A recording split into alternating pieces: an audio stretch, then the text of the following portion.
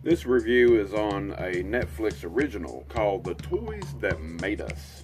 There's 4 episodes in this first season of this series that they put out, and I hope they make a second one because I really enjoyed it. The first episode is about Star Wars toys from 77 all the way up to nowadays and stuff, and Kenner and the companies that made them and the history behind everything with George Lucas, and of course the figurines, and mainly basically about the little small figurines, but they did talk about play sets and other things like that.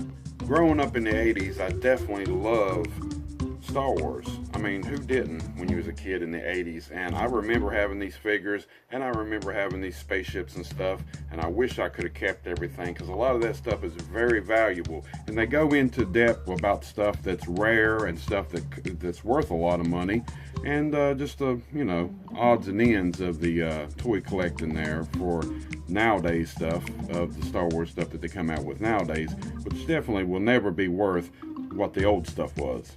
Episode 2 was about Barbie. And of course Barbie started in the 50s and has had many careers, and they've had thousands and thousands and thousands, maybe millions of figures, well, should I say dolls. It's dolls there. Let's face it, it's a Barbie doll. Yeah.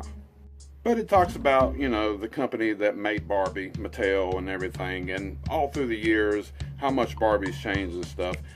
Wasn't really into that one, but it was cool to learn a little bit about something, like Barbie, over the years. And the first Barbie is worth a lot of money, and it just, talks about the creators of Barbie and just all the challenges they had in the early days of the 60s and 70s with Barbie and everything. So a lot of people might skip that one, but it's cool that they put something in there for girls too that grew up in the 60s, 70s, or even the 80s, or hell, even the 90s, because Barbie's been out for years.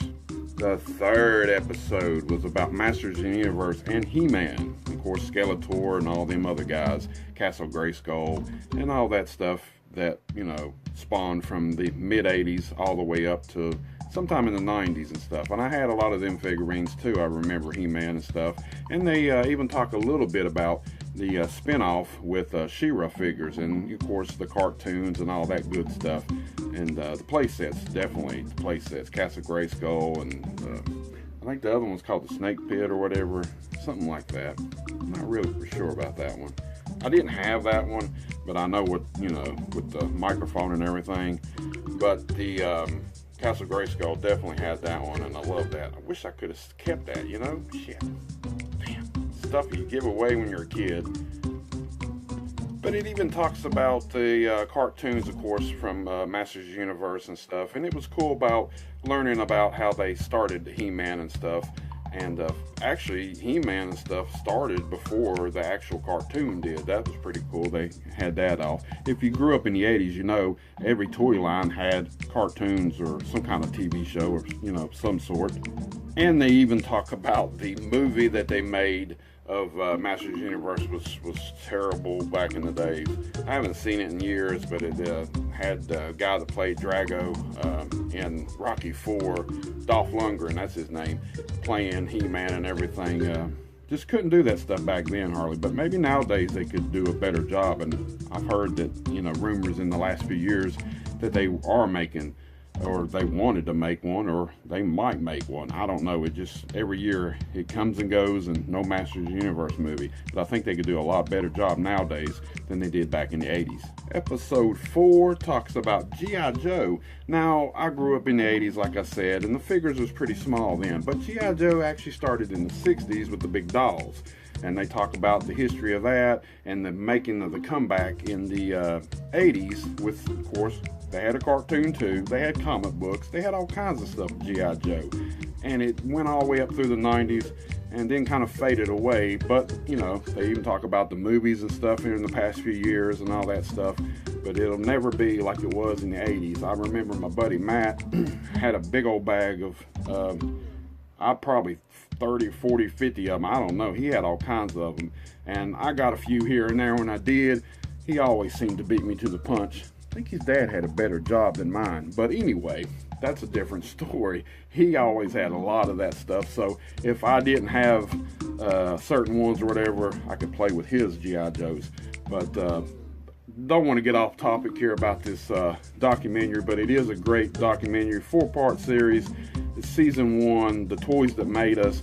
Hopefully they'll make a season 2, and they'll have a few more episodes. Stuff that I'd like to see them do is the LJN wrestling figures that I grew up with. That would be a great show to watch.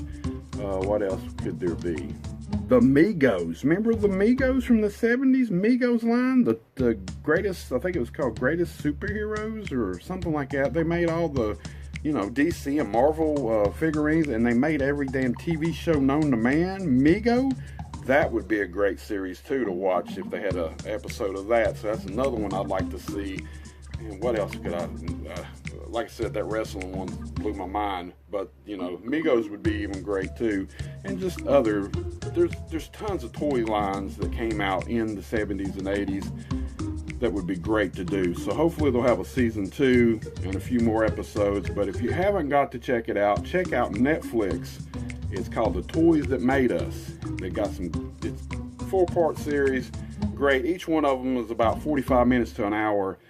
Great show. I recommend it to all you people that grew up in the 70s and 80s. And remember buying these toys when you were a kid and playing with them. Till next time.